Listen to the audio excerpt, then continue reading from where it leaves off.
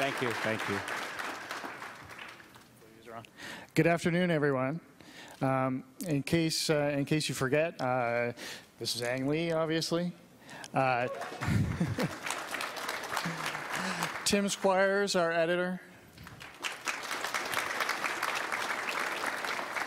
And I'm Ben Gervais. I'm the production system supervisor, the technology person on Billy Lynn's Long Halftime Walk.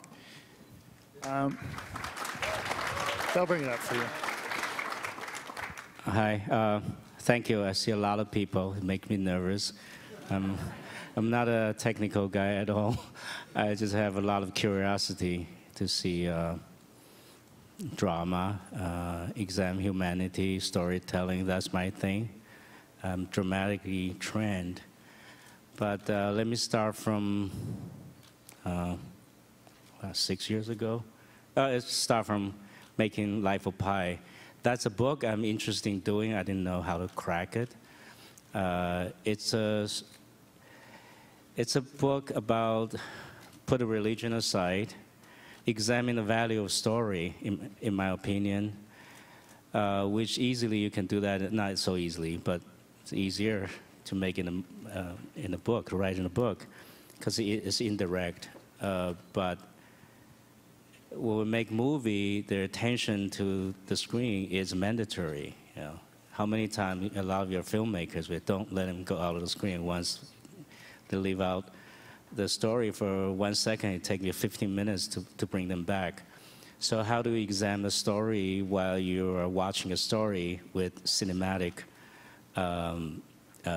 media? So that really puzzles me. So I thought to make, pi is an irrational number. How do I make that an irrational number to see the circle? So that puzzles me. I thought maybe another dimension, 3D maybe. That was kind of a silly thought. But I'm started curious about how we watch movie with dimension. And because of that, I have to get in touch with cinema, digital cinema. Before that, I was a really die-hard I'm serious film guy. I resist even DI for as long as I could, like one movie before Pi. I didn't even do that. I'm like a fighter for film. But because of that extra dimension, I got into 3D as digital. And luckily, and maybe I'm older and wiser from when I make The Hulk, when I notice something don't quite add up, just the way it looks, I got a lot of questions, not just about 3D, because two eyes, when they have to agree each other, you're more critical. The strokes, things about movie making started puzzling me. But I made the movie very carefully. And fortunately, it was quite successful. I survived that. There's not much I could do. I found many things, many questions, like how people look, how people behave, act, and all that. And because of two eyes, it's more critical. I grew up wannabe filmmaker. I trust movie more than life itself. So I have some existential problem, actually. I got to see through this. So cracking into a new media, see what it is. Now I see more clear, I see more problems. And I start with this movie. Some of you, I hope a lot of you just saw 10 minutes, 11 minutes of the demo.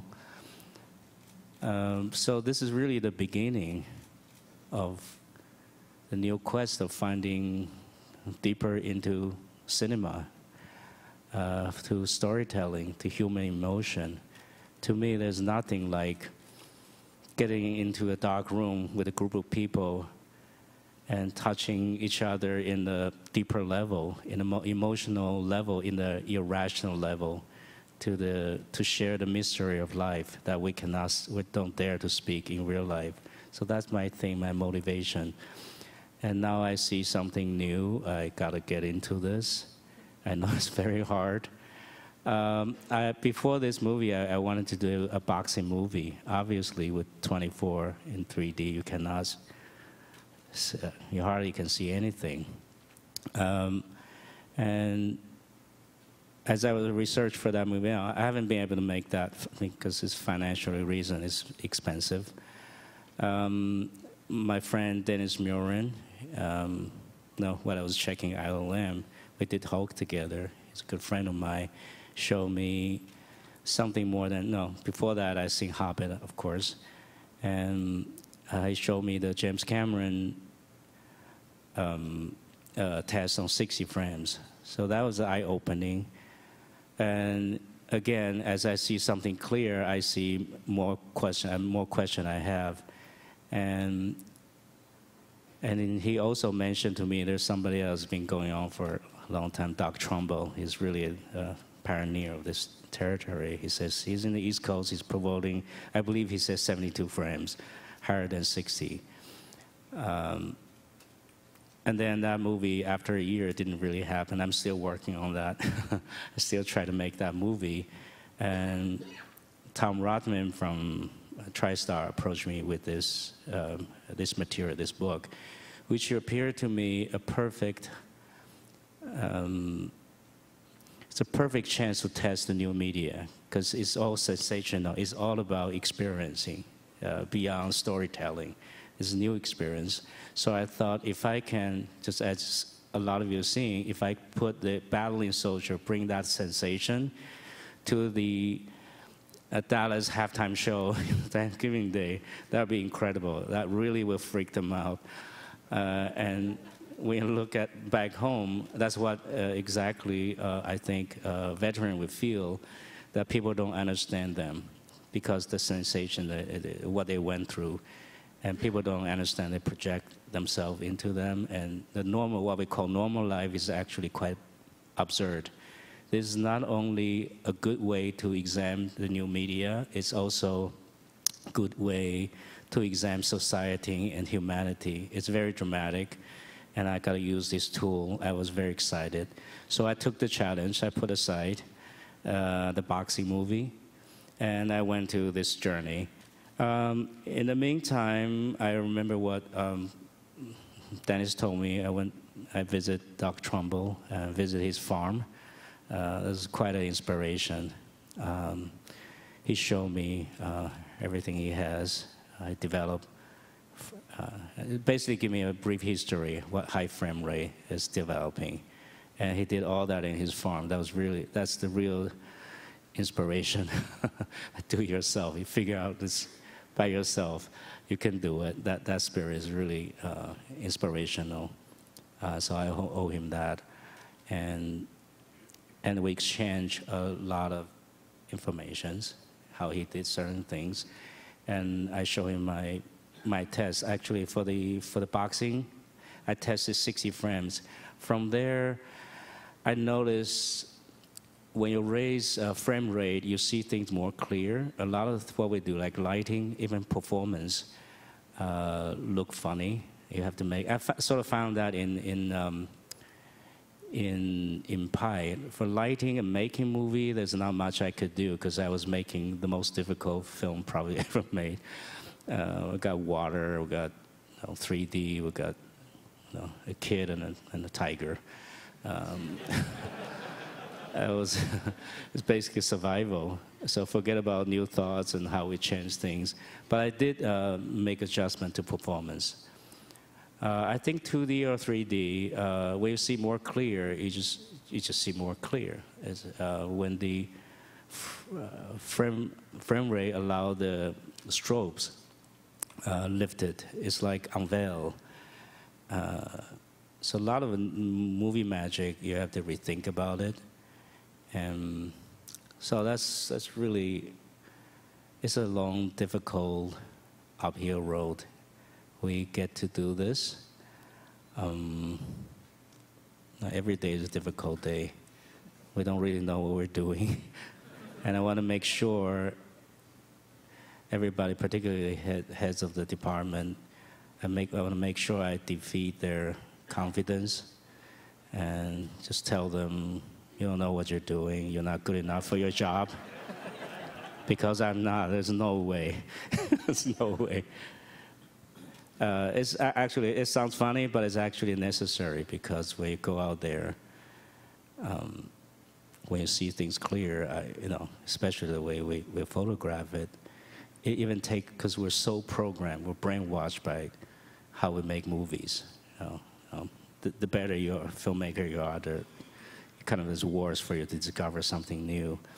A lot of things we always do, like focus pulling, performance, lighting, the screen, makeup. This movie, I don't dare to put on the makeup because you see it, except the cheerleader, and she has makeup on.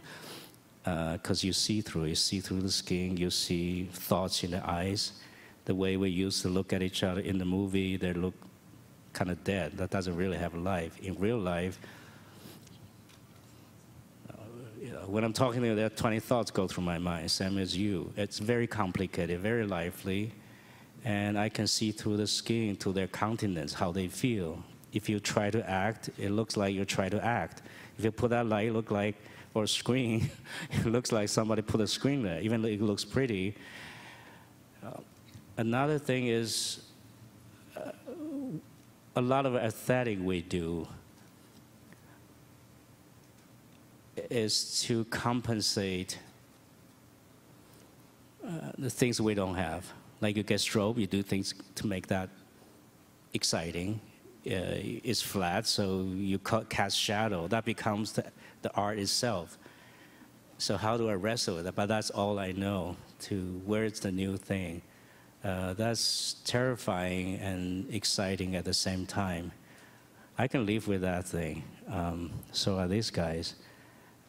We're very fortunate, like after I met Doc Trumbo, really I have this guy for technical advice, from day-to-day details, workflow, from camera to projection, how to do it, every little pieces, as we're making a movie under pressure, time pressure, budget pressure and all, how do we go about things? So this guy is really a help. He sort of make it happen. And we don't even have a title for his job. He throw us a title. What is it called? Production Systems Supervisor is what they've decided to call me. Yeah. If you have any suggestions for what we should put in our credits, let us know. It's kind of a workflow. I would call him the workflow guy.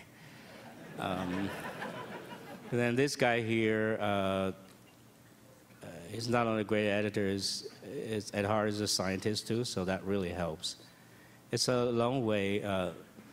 I can talk a lot about what we did, but with limited time, I really want to say this will be a long journey, and we're in the beginning to find what I think digital cinema means, which is, well, we're still not quite there yet, which is strobe-free dimension, like our eyes see, more realistic, more detailed, higher resolution with a proper brightness.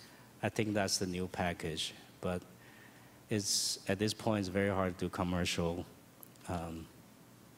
application yet. We don't quite have the answer, but I'm glad I get to see those images. God bless us. Through all the plight and difficulties, we get to see it. I will say this, I think it's very important.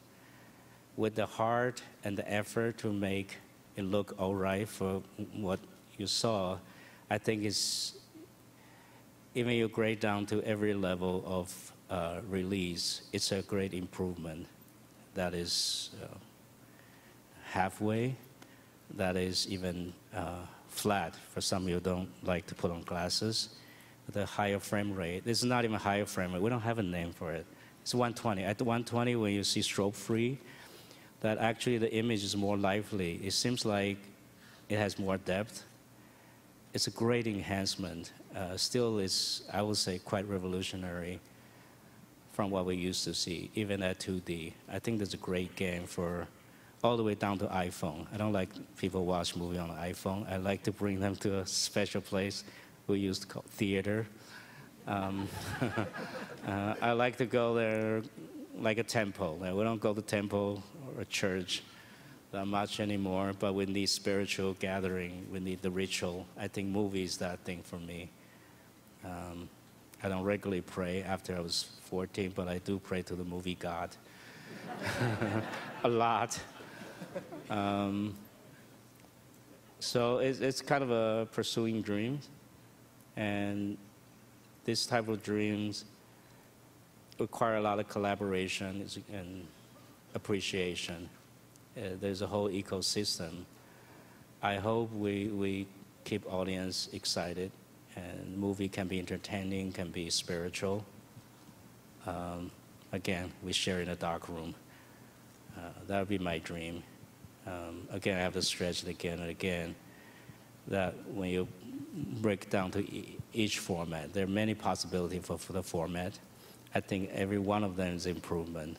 That includes even 24 frames, irregular 2D movies, because the way we shot, we make, the way we blended, it's still a leap. I probably should have been go through that. It should be a great improvement for everybody. I feel very positive. I hope you share the view. Let's do it together.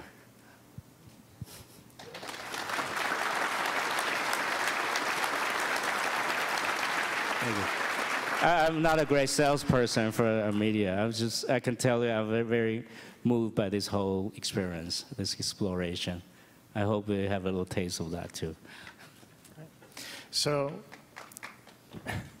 Tim, why don't you tell us a little bit about your process of creatively how you approached the film and how you had to change, how your thinking had to evolve? Yeah. Well, when we did Life of Pi,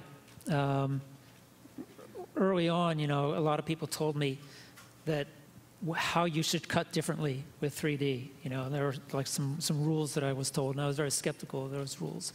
And so what I decided right away was, it's a 3D movie. I don't want to have to be thinking about, this looks good in 2D, but I bet in 3D I want to do this differently. So from day one, worked only in 3D all day, every day. And anyone cutting a 3D movie, I strongly recommend that. Because that way you don't have to think about it. You can just still watch what you're doing. When you cut a movie, like in 24 in 2D, and whatever you're watching, whether it's a Steenbeck or a big plasma screen or something in your cutting room, most editors are very good at knowing how that translates to a theater. But I didn't have confidence that I had that ability in 3D. So we have, in our cutting room in New York, we have a 12-foot screen and a Christie projector. Now we have, at the moment, we have two. We can actually project what you saw across the hall. We can project that in our cutting room. And so we figured as close as I could get to the theatrical experience, the less translation I would have to do. So for this film, at 120, a couple of things. First of all, I could cut at 60, and that was, we could just barely cut at 60. We started in beta software for Avid that would support 60, and it was quite a project, coming up with a software and hardware combination that would actually work at 60. So I had to cut in 3D, had to cut at 60. Ideally, I would have cut it, at 2K with two discrete eyes, but the hardware wouldn't support that. So we wound up side-by-side HD. But we're still on a 12-foot screen. And, that way, that kind of high frame rate experience we can still have in the cutting room. And it's really, I think, crucial to watch the movie in a format. Maybe someday, 20 years from now, I'll be so good at knowing, what something this big looks like in that format that I won't need that. But for this film, it was really important that we had a good, solid screening environment to cut with. And part of the motivation for going high frame rate, in Life of Pi, there's some scenes where he's on a life raft, and it's in the water, it's bouncing all around, and you can't see the actor's performance because there's so much motion blur on his face. The strobing is more annoying in 3D than it is in 2D, and so to compensate, people usually open up the shutter angle, so the shutter speed is even longer. And there are places where his performance was just lost in motion blur. And we did some artificial sharpening. And then thinking about a boxing movie, where boxers are moving all around and you couldn't see their performance. You know, you can see exciting action or you can see performance, but you can't see them both at the same time. And that's what this format does, is you can have fast movement, but you can still read what the actor's doing and still get a feel for that experience. So, you know, cutting in this format, again, it was. I mean, I still haven't seen the film in 2D. We've never watched it in 2D. We will sometime soon, I'm sure. To this day, I've only seen Life of Pi in 2D twice. Well, we do want to make the most out of it because it will have its own thing, whether it's at 24 or 120. Yeah. So we're actually very excited to see a different format, how we can make the most out of it. So it's a new, never seen before experience as well. Yeah, the beauty of shooting this way, even though very few movie theaters will be able to show what you just saw across the hall, is that, you know, the normal paradigm is you shoot a bunch of frames and then you project those frames in the theater. With this, it's more like we're capturing data. We're shooting with a 360-degree shutter, and we're capturing a lot of data, and using that data, we can create all kinds of different formats and all kinds of different looks. So it's a different way of thinking about shooting, and that's something that gets a bit into editorial too, because working with Ben, we can come up with different ways of looking at the film. You know, we can make some scenes look more normal, look more like they were shot at 30 or 24, in the context of a film where some scenes look like that. So that's something we're still working on. Yeah, the workflow that we've created is very collaborative, so it makes the round trip time from Aang's head to Tim's fingers to us working in the lab a pretty quick feedback loop. If they ask us to do something frequently that same day, we can have footage back in editorial that we're looking at and having a discussion about it. Because everything about what we're doing is new, there's a lot of that has to happen, which is it's freeing. It's really exciting because we're experimenting all the time and just throwing stuff against the wall to see what sticks. Like Tim mentioned, and Aang mentioned, we're frame blending, so we're taking that 120 frames per second and we're bringing it down to 24, or down to 30, or down to 60, or whatever the various delivery formats of the film would be. And we're able to do that in a way that gives more creative power to Aang and Tim, but then also it improves the technical end as well. We're seeing things like less noise when we take that footage and bring it down from 120 to 24 than if we had actually shot it at 24. We have the ability to change shutter angle in post, so we can add motion blur to just one part of the frame or just one character and leave the rest of it sharp, or vice versa. And it doesn't involve the use of expensive VFX and all the sort of pipeline that requires to make those sorts of creative choices happen. So we can iterate very, very quickly and refine the techniques of what we're doing. Sort of put the power back in Aang's hands, which is really where it should be. Yeah, it's interesting, you know, having new variables to work with. You know, in editing, usually you can go to the close-up, you can go to the wide, you can cut, you can dissolve. But to be able to, first of all, you know, all the stereo adjustments, I make a first pass just as I get the footage, and then we can also do this kind of extra stuff. So, you know, in between Pi and this, I went back and cut a 2D movie, and it felt kind of lame because there was like nothing to do except cut or dissolve, and I don't know.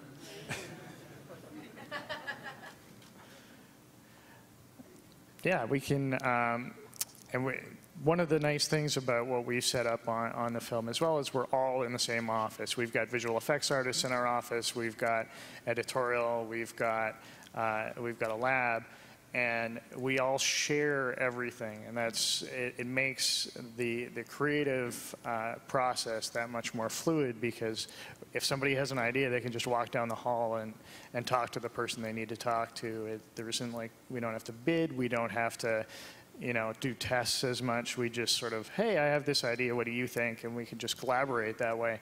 And I think that's sort of the way of the future, because we had to really conceive this whole plan from pre-production so that we built the whole production around that and catered to the formats that we're making. And really kept our options open so that we weren't, if we made a mistake, we weren't backed into a corner because we chose to model it a certain way or only use technology in another way. We sort of kept everything very, very fluid and very able to pivot based on what we needed to do because we knew we had no idea what we were doing. We really had to sort of figure it out as we went, and there was many, many times while we're working on this, and there still will be likely, that we all get to a point and we look and we go, well, what do we do now? We don't know. Here's a problem. No one's ever found it before. There's nobody we can call. We just have to sit down and really work it out. Yeah, and it's nice that, Ben is our lab, and he's right in the same space where we're working. So to be able to do what we're doing and to be dependent on an external lab would be challenging because, usually when you're dealing with a facility, you like to know what you're talking about. And with Ben, we can say, oh, I don't know, well, how should we do this? And we can figure something out, which it would be hard to have that kind of flexibility. Next time, hopefully, we'll know a little bit better. But we're kind of... Fingers crossed. You guys will tell us if we knew what we were doing. Yeah. Before I made Pi, movie making has very rigidly 3 sections. Pre-production, of course, after you write a script, you get greenlit. It's a pre-production, production, and post-production. Now it seems to be all blend together since Pi. I have Tim doing post before we pre-production because he has to plan. And we have to be good citizens. In order to be good as citizens, we have to know where we're going and sort of backtrack what we do, and we have to behave well to save money and all that. So everything sort of blend together. And I also have a feeling I used to say, filmmaking to me is I like cooking. If I do a metaphor of cooking, it's like when you shoot, you're just doing the shopping, grocery shopping. The real cooking is in the editing table. It feels more and more so to me. It feels like shooting itself becomes like, as Tim put it, it's kind of, it's just a capture, it's a coverage. Just get yourself covered, just capture images, get your material. And the filmmaking from beginning to the end, from you write the script to you finish the product, it all blend together. I feel more filmmaking, no less than when I shoot it.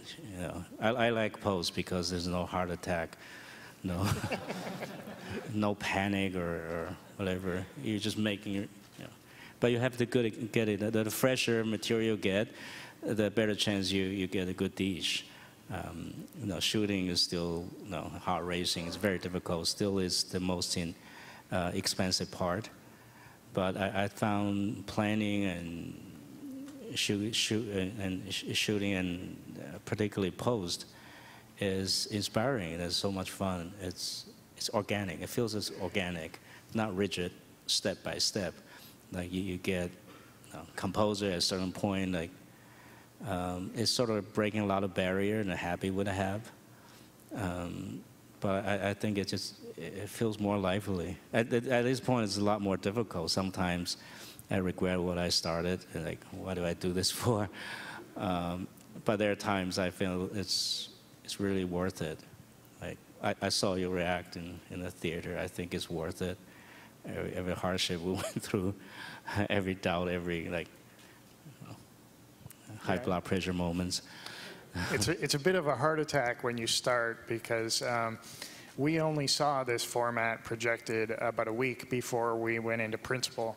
So we had every department in the room, and we did a few screenings of test material, and you could see the color drain from everyone's face as the images came up because everybody just sort of went, makeup, the set people said, no, we have to go back and redesign everything.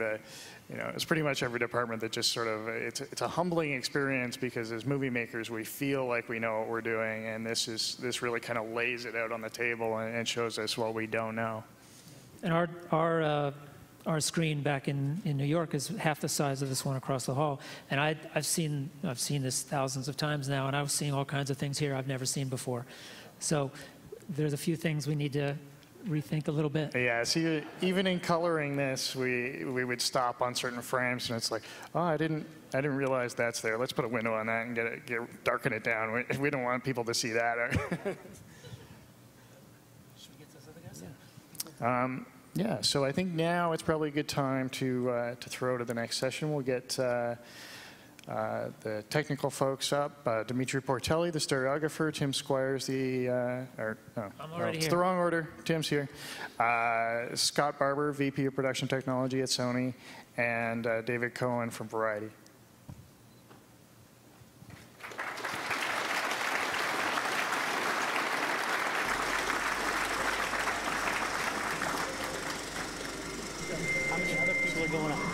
Come on, guys.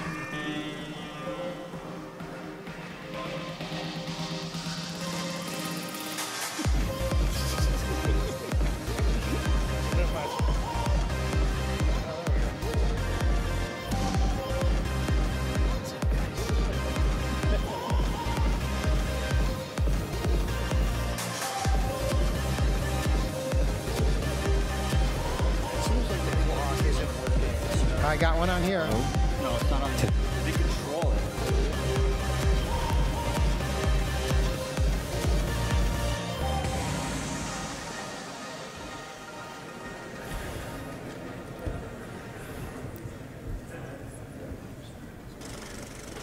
Hey, everybody.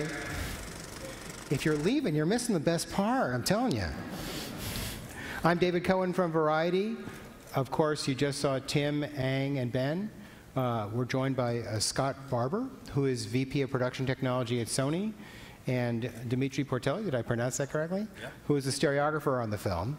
This is the technical deep dive into Billy Lynn's Long Halftime Walk. And if you've seen the footage, you know that a real technical deep dive could probably go 90 minutes easily. We could talk for a long time. We're not going to. And we will take questions.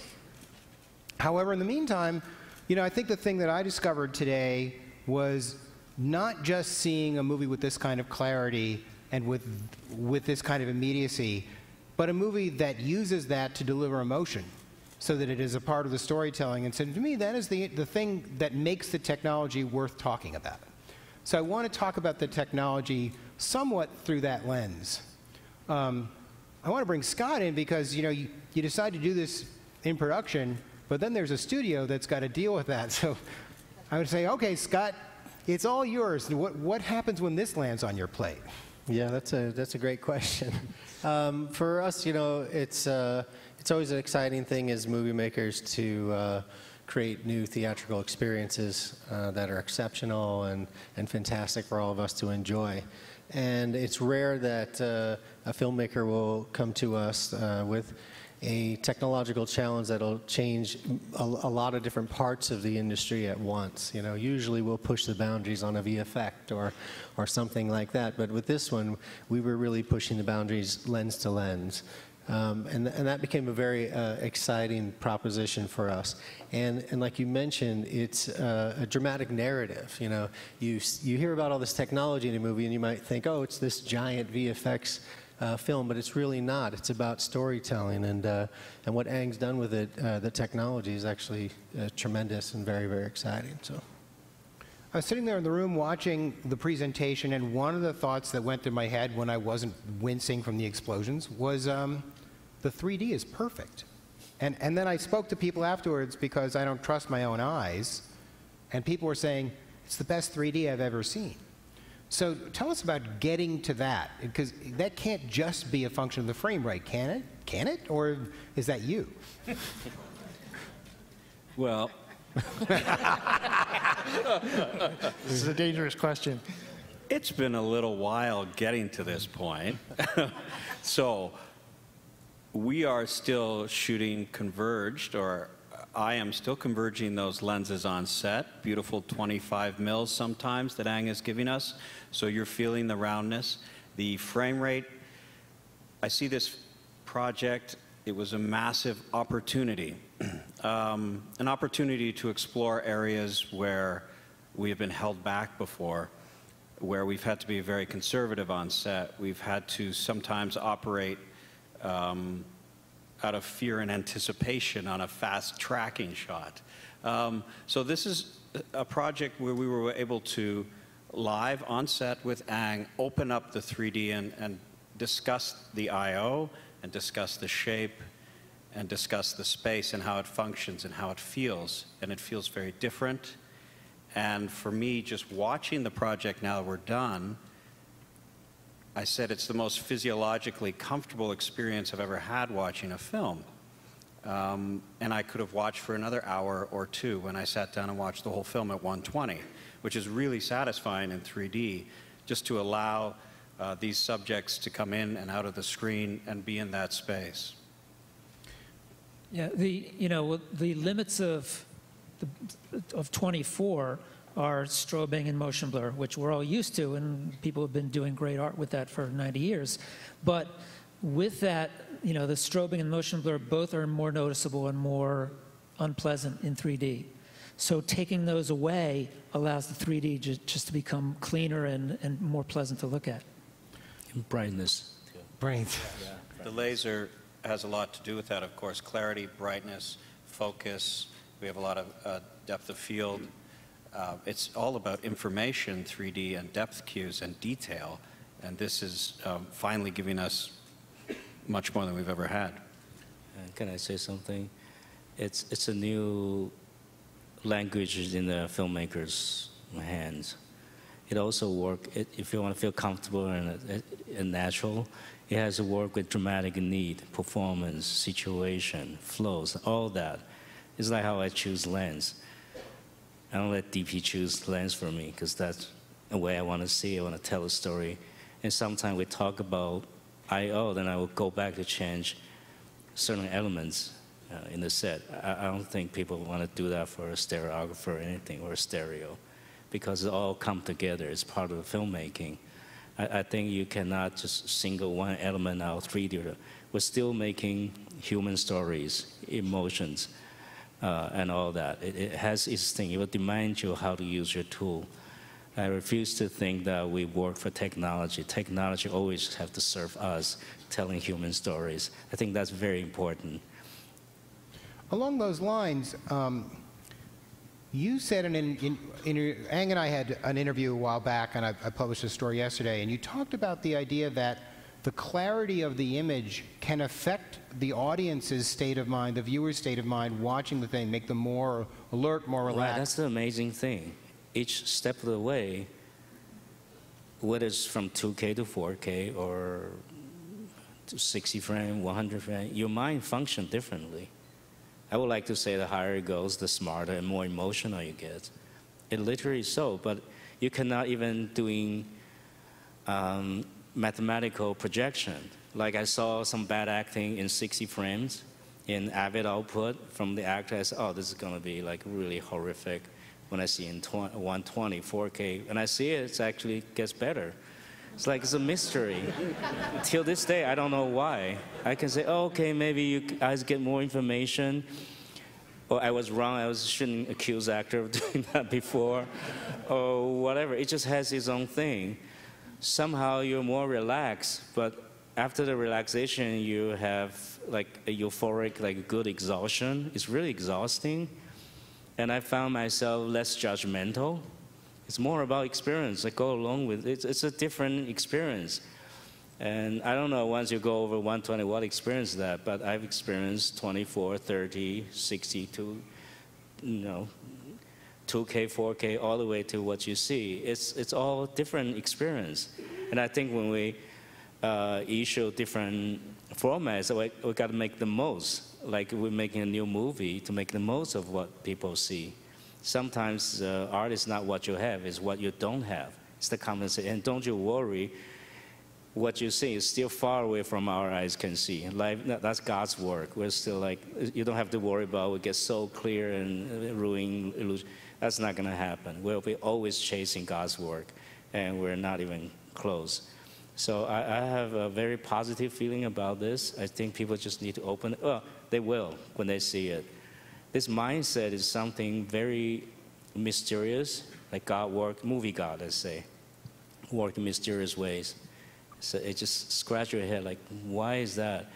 there are things I think we find answers. There are things you just have to go along with and see the wonders of what things can do to you, how our mind, basically, how our minds work. When we see these things, seeing, it's not just the lenses or cameras. It's how we put it in our mind's eye, how our mind works, and how we communicate to each other. I think that's what we're exploring into it. I'm not going to say 120 is better than 24. They have their own things. And I notice with different clarity or speed, clarity has two things. One's the strobe, that's the speed. The other is just resolution. And then with different angles and all that, and brightness, they all have their things. And the amazing things you watch with different mindset, that really beats me. I don't know what that is. Like when I see 2K in certain thing, I'll be watching like this. When I see 4K, I'm like this. This is just different mindset. But this is interesting. Does, you know, a stereographer will do a depth map for the movie, right? And a cinematographer and a visual effects supervisor might do a color map for the movie. Does this mean that you can now start to think about doing an attention map or a tension map where you... No, I hate them do that. Like when I slap them if they do that to me. Sorry, Dimitri. When I interview stereographer back then, I don't know what they do actually with Pi. More than half of them say, "Show me the map," like you say. And I want to slap them. The other said to me, "Don't you worry, I'm not getting your way. You're busy enough. You won't even notice I exist." I want to slap them too. Movie don't work that way. You cannot lay out a map. Like, if there's such a map, the studio will pay you so much for it. And nobody will lose money. A movie is a mystery. You just never know. You have to go there. It's a human thing. There's one thing, computers not beat us, like chess. Like, they're not going to beat us because how human mind works, the wonder. We have to work together. Dimitri knows things I don't know, and I'm driving the vehicle because there's... And then eventually the audience is going to tell us or slap us or applaud or whatever. And then they're going to take that into their own imagination. You can never make a movie that's better than how people imagine. You know, that's why we say less is more. I don't think more clarity kills your imagination. It's a different mindset. Let's explore that. Movie hasn't changed for a long, long time, I think, in principle. And I think we're all kind of dying for change and explore, so we can go back to being kids again. I want to be that kid when I see curtain roll or even hear flickering, I get excited. My blood pressure shoot up as a kid. I want to be that person when I go to the theater now. It's harder and harder. But I think media do the service to us. And I see them not technicians, but artists. That we work movie together, visual effect as well. I like to see all of us are artists. Technicians, just like the technique is a small part of it. I am obligated to ask at least one technical question while I'm up here. So I'm wondering if, because I noticed that I did not feel my eyes having to readjust from cut to cut. Okay. So does that mean you kept your convergence at a fixed point throughout the sequence that we saw? How does that work? How do you make it so comfortable and not have us having that moment where you're having to reconverge your eyes on a cut? That's pretty raw footage. When the movie's done, we will certainly be checking between each cut how that feels. It's fairly big stereo, this film, so it is a bit jumpy. I could criticize it. We don't depth map. It's just like storyboarding. Live 3D, working with a 3D monitor on set, is reactive. So, the convergence is, yeah, I'm getting stuck a little bit. I believe that it's changing volume, it's changing percentages as we go along shot to shot. It's bold and expressive, and we've gone somewhere hopefully beyond in some of those shots that people have gone before. But like I said, it's a process of exploration on the day, just like a camera move or an actor moving towards you. And I think that's what Ang was getting at too, is how we do it is very much the process as well. And in post, you can't be a slave to making every cut as comfortable as possible. You balance that with making every shot as effective as possible. And sometimes it's really just cut by cut by cut. You think about what's the most effective way to get across here. You could always just converge everything so that it's what you're looking at is on the screen and try to make it as comfortable as possible. But you would miss some of the effects we're going for, that Dimitri was going for on set.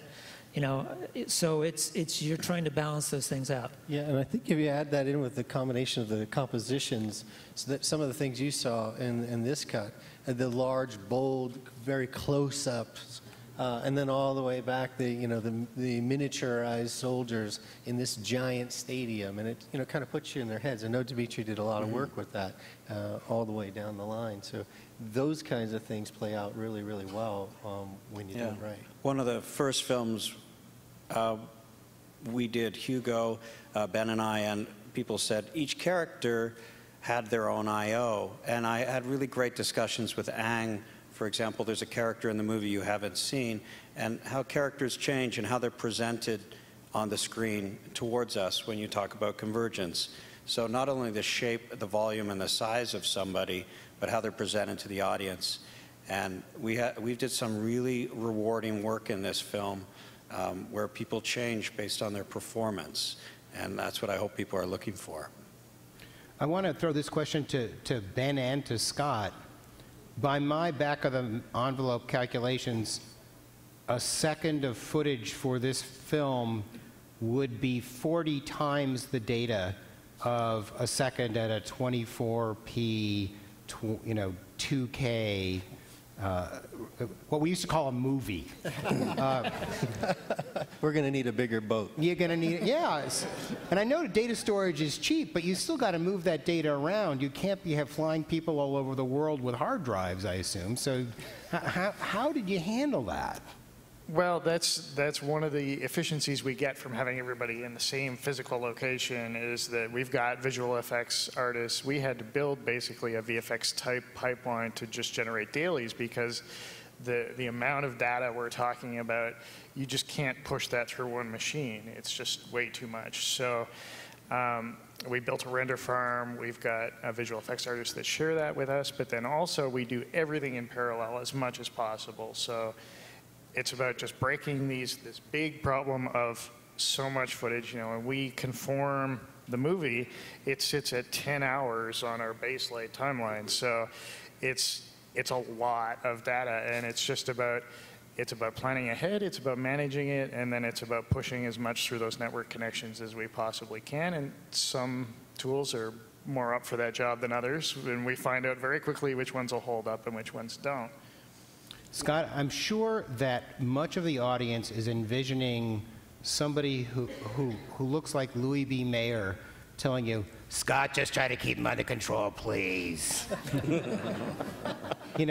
What direction are you getting from the studio, and then how do you strike that balance between enabling Ang to do what he wants and keeping this within some sort of a manageable workflow? Yeah, I think that from the studio's perspective, we want to tell good stories, right? And we want to enable our creatives to tell good stories. So that's first and foremost. And when someone like Ang comes along and has a vision that wants to dig into the micro expressions of characters and things like that, and exemplify that for introspection or the other creative goals, we want to try and accomplish that. Utilizing technology, but to our point earlier, we want the technology to work for us, and we don't want to be, subjected to what's, demands of technology on us.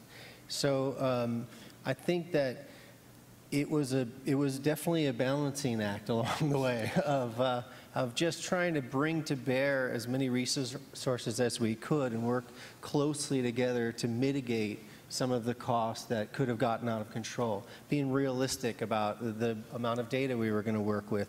Ben and I don't know how many millions of hours we spent together, just constant collaboration and building our own pipelines so that we could ensure our success. And it's about finding manufacturers and partners that work with us that are also enthusiastic about it. It's we have to really push everything, but some things will push more than other things. So you find very quickly who's really excited by this, and then you push on them more. Maybe they don't deserve to be pushed on more, but that's what you do.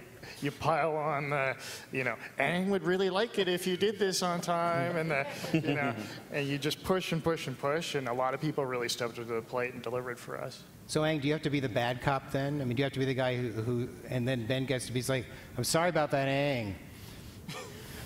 No, I don't think so. I just look like I'm thinking and dreaming, and things will happen. Before I make movie, it's fresh out of film school. There's a great lesson in first grade professionally. I was a PA, didn't know what I was doing, and one older PA told me, just look busy. And sometimes you just look like you're thinking, and things will happen. But I've had the experience of having to say to writers who work for me, listen, when you're dealing with that studio publicist, and there's probably one of them in the room, tell them what a dick I am. Blame it all on me.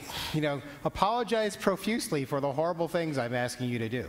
But you get there one way or another, because if you have to beat up a vendor, you can blame it on A. Or do you take that on yourself?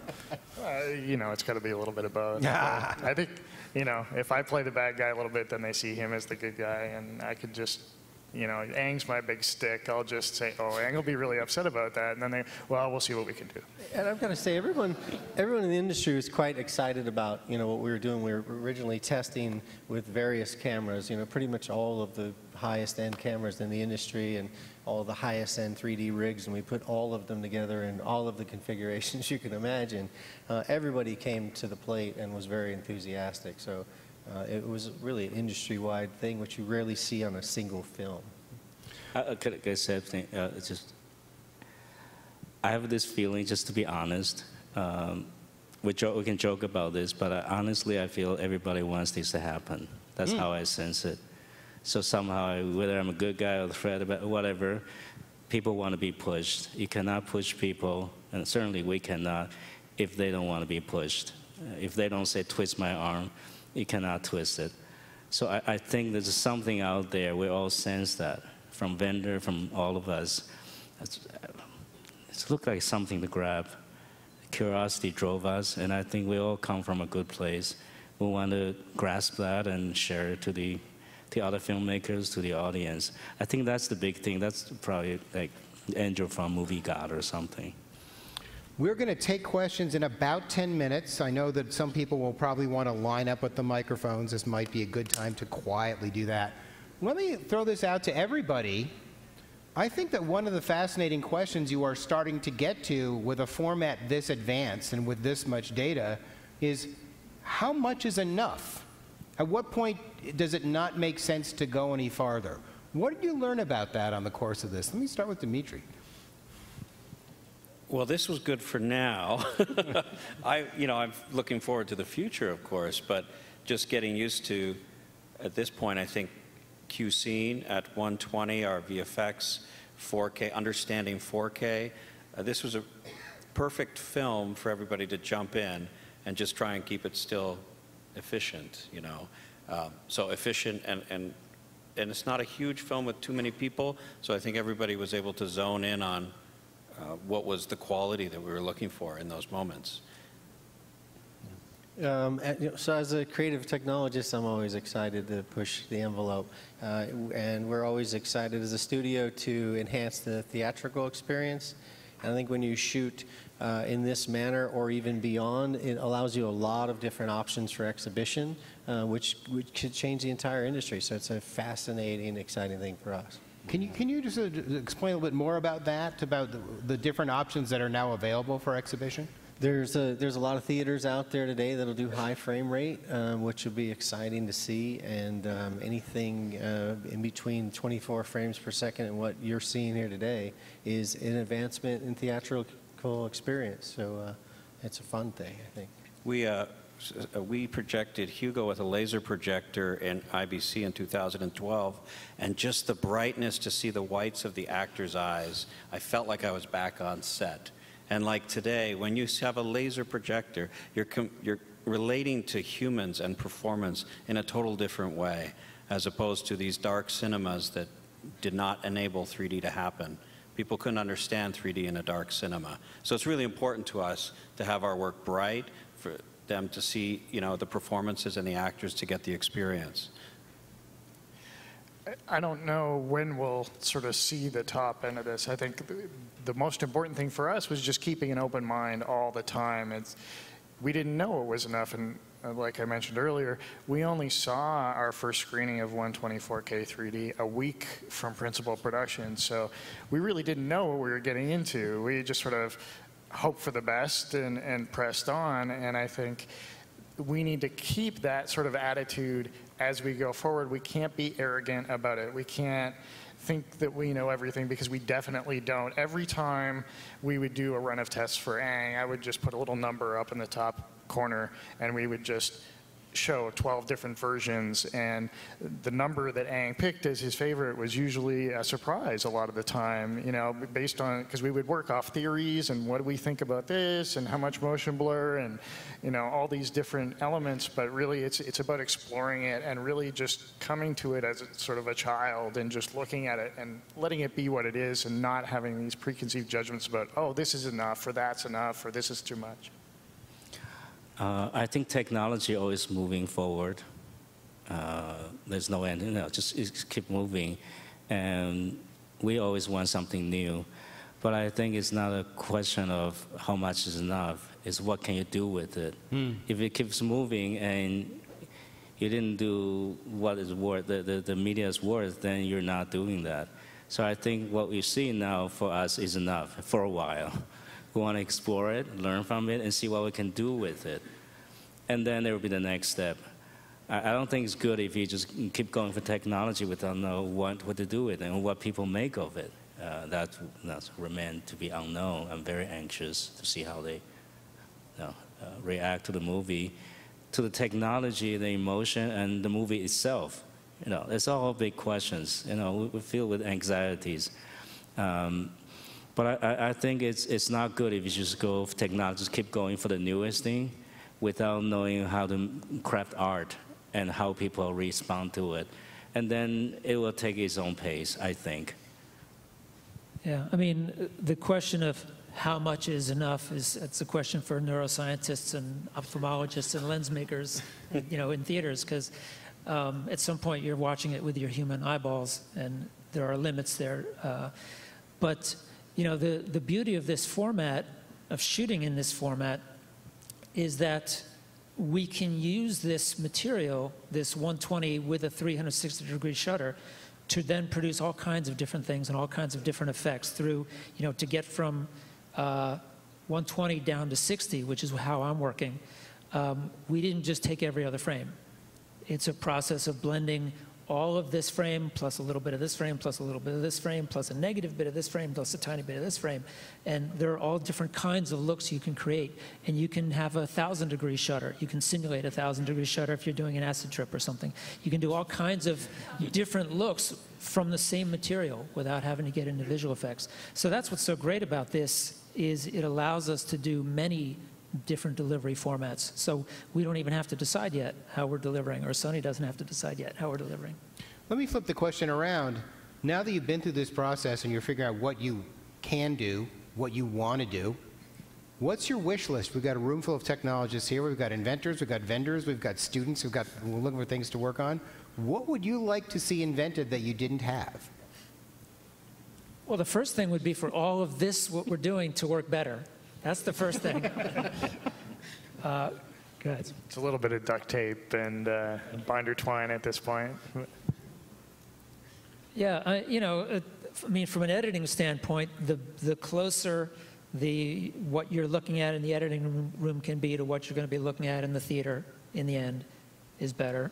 So resolution and, you know, hardware support for really full resolution 3D. That would be, you know, my first request. Yeah, I think on the camera side, a lot of cameras are developing with higher frame rates at high resolutions, so 4K resolutions, 120 frame rates, higher ISOs, so that we could get a little closer to the middle of that barrel when we're trying to focus.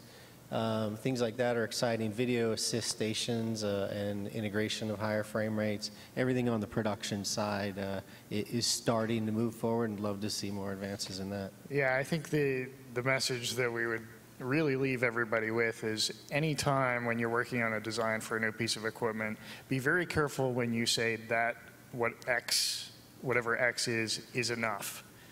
Because there's always somebody out there who's going to want to push it a little further and try and break it and, do that. So just try and have an open mind about it. Obviously, we have restrictions based on, physics once you get down to it. But ideally, we should just, all of us in the industry should just try and not be dogmatic about it. Yeah, keep an open mind. That's all I can ask. It's going to take its own course. It's still business driven. It's an industry. Everybody has their livelihood, have their wish, the ways. As Tim put it, when we shoot this way, I hope we can deliver multiple versions that benefits everybody, all the way down to iPhone. But years ago, I was in China. They still do pilot and stuff. This is with the Crouching Tiger, Hidden Dragon. I was in the countryside. I thought that movie didn't reach that far. But anyway, the tour guy said, I saw it 4 times, and I saw it in the theater. I said, well, how did you see it? He said, the way we watch it in the village, we get a cheap DVD, we share it to all the friends who watch many times. Then we discuss whether we want to go to the theater and enjoy that or not. He said, for your movie, we saw this, and we all go to the theater, and I saw it multiple times in the theater. I think that sounds kind of an idea. Like you can watch it any which form, and we'll make effort to make that form improvement from the past. I hope, we haven't get there yet. I don't know, format. We're still struggling to put the movie together. And one disadvantage of when they talk about tour, I wish I can watch that while I'm directing the movie and make adjustment. It's not like making the regular movies where I'm quite sophisticated. I can imagine down the line what it looks like. I don't know. The performance example I get to you, I'm watching 60 frames and Avid output. It might shock me when I see the real format or other formats. I hope we have all the tools so we can go through the learning curve, not as harsh and terrifying as we just went through. Okay. Let's start with some questions. All right, I see we have a line over here, so I'm going to start over there. Sure, thank you. Whoa. 2 quick questions. One, how many theaters are currently able to show the movie as we saw this demo? None. 0. Yeah. 0. Okay. Second question. In this case, because we could do it here, we created this that we can create all kinds of different formats, but because we had all the pixels and we had the ability to show them, this is kind of a science project, we figured you would like seeing them all. Yeah, so this is an experimental projection system we've got here today just for you guys to take. So what is the best that the consumer can expect to see in terms of capability? Current Series 2 cinema projectors can do either 120 2K 2D, or they can do 60 2K 3D. So that's sort of, I'm not sure exactly the numbers, but I think it's roughly 2/3 of the installed base technically is capable of those rates. So 60 frames per second, 3D. And we can do 24 too, of course. Yeah. Well, sure. Yeah. And that's single projector? Yeah, that's single projector. Obviously, if the theater has a dual projector setup, then we have some more flexibility there. We could, for example, deliver a left eye and a right eye DCP to 120 2D DCPs, and we could run that at 120 and 3D in 2K. In 2K, you could do 120 in 2K. In 2K in 3D. With 2 projectors. With 2 projectors, yeah. Right. What part, if any, does high dynamic range play in what you're doing? We're going to do a high dynamic range grade. We're not sure exactly what format that will take at this point. Obviously, more contrast is something all of us have been wanting. We captured knowing that that was going to be a goal in the end, so we protected for that all throughout shooting and through post. Thank you. Over here on this side. This is for Aang. You've shot 2 films in 3D so far. Have you thought about 360 3D? 360 3D. What is that? Virtual reality Ah. filmmaking. Have you thought that that's a possibility for feature films? Let me go through this first, and then worry about virtual reality. You know, I'm a filmmaker. I'm a theatrical guy. It feels I would more, like to put it jokingly. I like to think my virtual reality is better than your virtual reality. I don't want you to wander around. I don't want you to wander away. I want you to see just that. I do the movement for you. But I think how we develop here and how virtual reality, definitely someday we're going to connect, because they can use my experience, because I'm a dramatic guy, I think, and I'm a look kind of guy, and I excite people with looks and dramatic flow and all that, and and expressions. And when it comes to CG characters and what fantastic thing they want to, or even environments, I think they can use my my input, and certainly in the movie making part, they can help us. I think I have a feeling we're gonna help out each other. At this point, I just try to survive this one. Yeah, it's in the horizon. Virtual reality is great. We don't know how to use it yet. The application, everybody's finding possibilities, and theatrical event is definitely one of them. Maybe it goes from them to us, or maybe from us to them. No, who knows? But I don't really have an answer to that question. Thank you very much. We have time for 2 more questions. One over here. Yeah, I was just wondering, what is the actor's response been to this more realistic style of filming? I know you mentioned other production elements, feel the need to adjust details and things. Do they feel the need to change their process or their performance at all? What has their response been? Yeah. The first thing is no makeup, so they have to prepare 3 months. Best behavior, so they look good. Or makeup person actually have a program for them, like 3-month, 90-day program.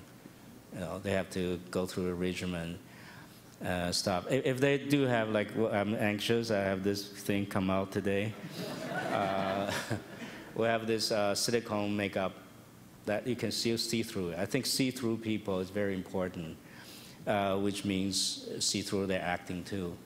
Actually, our lead, Billy Lin, he has an easier time than the more veteran actors. They're more terrified because they don't have makeup, they cannot do their usual things, they've been watched. Their countenance shows if they try to act, it look like they try to act. I have to change my direction too. Really you have to feel it. If you do method acting, it look like you're doing method acting even. So it's a new ground, but the people I choose to work with, they all have good attitude. Some adjustment has to be, I think, more complicated than the acting used to, which is a simple task. If you're angry, you're angry. If you're sad, you're sad. So people get to follow the story and your characters. I think right now we do multiple things. Things get complicated. They have to really feel it. They cannot just act. They have to act because there's a script. But they have to act with such lively, and each take I have to give them different direction just to keep them alive. And then look, it's a lot of habit in movie, how we make movies has to be changed, I think. There are things I don't even have answer yet. I'm still searching, like look into the lens, that how is that look like? It just keep drifting. It's frightening to me. But the actors I work with, I think they're fine. They give their best, and they have to be more genuine and more complex, like in life. Still, it's not quite life, but they have to get closer to life. When we do 240 or 480, they got to leap one more level. But I don't think one day we're going to kill somebody to convince he's killed. Thank you. Last question over here. Thank you very much for being here, Mr. Ang Lee. It's a pleasure to see you. I have a question relative to the visual effects that are going to be used in this film and how they'll be accommodated both in terms of time and cost. And again, thank you so much for this presentation, all of you. I think the biggest part of it is we just have to use fewer visual effects. In order to afford it on this movie, because it's kind of a modest budget movie. You know, it's 5 times as many frames, and it's 3D, so it's 10 times as many frames. It's a lot of frames that all have to go through the pipeline. There are certain things about 3D. You know, a lot of what you do in 3D is adding in the artifacts that come with 24, adding in motion blur and getting that right. Roto is harder, pulling keys is harder when you have motion blur in front of. So in some things actually get easier. It's easier to pull keys because you have sharp edges. The roto is easier because you can find your sharp edges. So there's actually some degree of savings, but I don't want to overstate that because it's a lot more pixels. So, you know, there's all the regular complication that comes in 3D. 3D is more than twice as hard as 2D for visual effects, and then, but 120 isn't 5 times harder than 24. It's more numbers to push through, but there are certain savings that you get because of the sharp edges. All right. Thank you, everybody, for being here today. It's been a fascinating conversation. Thank you. Thank you. Thank you all.